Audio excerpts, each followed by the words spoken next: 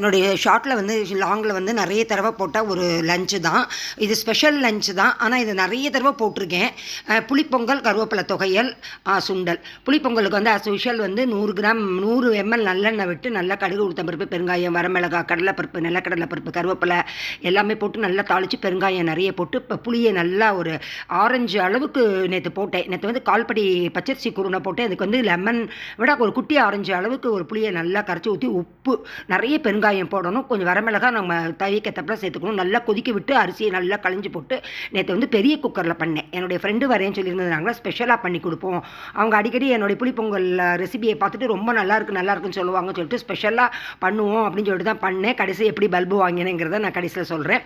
அதே போல் கடுகு, உளுத்தம்பருப்பு, பெருங்காயம், வரமிளகாய், அப்புறம் வந்து தேங்காய் எல்லாமே இப்போ கருவேப்பிலை நிறைய போட்டு ஒரு கருவேப்பிலை சட்னி. இப்போ சாதமும் சுண்டலுக்கு வந்து தனியாக வேக வச்சுருந்தேன்.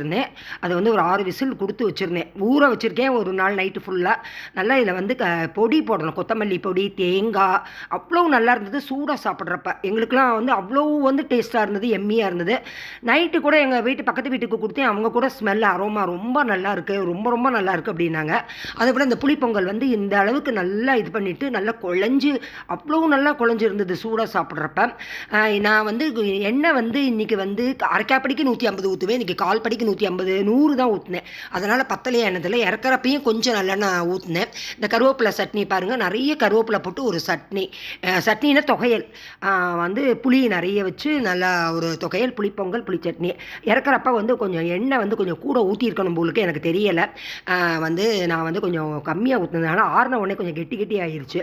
அதே போல் சாதம், தயிர் சாதம் தாளித்து நேற்று வந்து ஒரு ஸ்பெஷல் லஞ்சு, மாம்பழம் எல்லாமே வச்சு ஒரு ஃப்ரெண்டு வராங்களே அவங்களுக்கு ரொம்ப புளிப்பொங்கல் பிடிக்குமே அப்படின்னு சொல்லிட்டு நான் பண்ணேன்.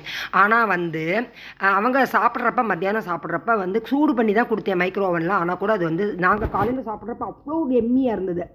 காரம் கரெக்டு எல்லாமே பர்ஃபெக்டாக இருந்தது. கொண்டக்கடலை சுண்டலும் ரொம்ப நல்லா இருந்தது. வந்து அவங்க சாப்பிட்றப்ப கொண்டக்கடலை சாதம் எல்லாமே விரைச்சி போனாப்புல ஆயிடுச்சு. கொஞ்சம் அவங்க எண்ணெய் பத்தாதுன்னாங்க. அதோடு அவங்க சொன்னாங்க, நான் அடிக்கடி இந்த ரெசிபி தான் பண்ணுவேன் அப்படின்னாங்க. நான் வந்து ஒரு ஸ்பெஷலாக பண்ணி கொடுப்போம்னு நினச்சா அவங்களும் அந்த ரெசிபி அடிக்கடி பண்ணுவாங்க போலுக்கு. நான் காலையில் பாத்திரம் ஆனால் ரொம்ப கம்மியாக விழுந்தது. இவ்வளோதாங்க பாத்திரம் முடிச்சுட்டு என் ஃப்ரெண்டோட காலையிலேருந்து சாயங்காலம் வரைக்கும் நல்லா ஜாலியாக என்ஜாய் பண்ணி ஒரு மீஷோவில் வாங்கினேன் நைட்டி அவங்கள்ட்ட காமிச்சு, அதுக்காக நான் எடுத்து காமிக்கிறேன்.